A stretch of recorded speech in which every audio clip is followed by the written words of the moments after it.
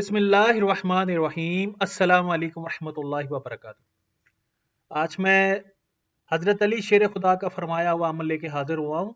जिलहज्जा की 9 और 10 की दरमियानी रात, यानी ये 9 और 10 जो इस्लामी तारीख है जिलहज्जा की, इसकी दरमियानी रात का अमल है।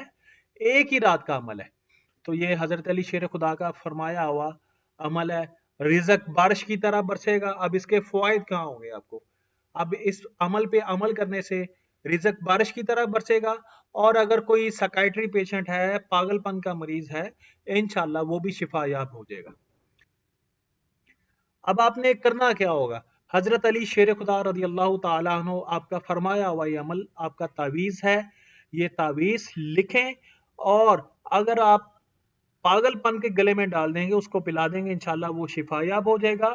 और दूसरे नंबर पर अगर आपका रिज़्क बंद है तो अपने कारोबार वाले दुकान में लगाएं, अपने पास रखें, इंशाल्लाह रिज़्क बारिश की तरह बरसेगा।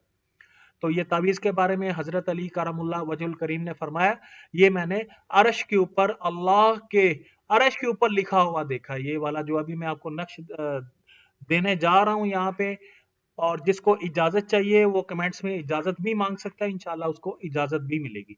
तो अभी जो मैं नक्श देने जा रहा हूँ, ये हजरत अली कलामुल्लाह वजुल करीम ने लोहे महफूज में लिखा हुआ देखा और वो अनायत फरमाया हम लोगों को। तो आप देख रहे हैं वसीम कादरी चैनल। मैं सूफी मोहम्मद वसीम कादरी आपकी खिदमत में हाजिर हूँ।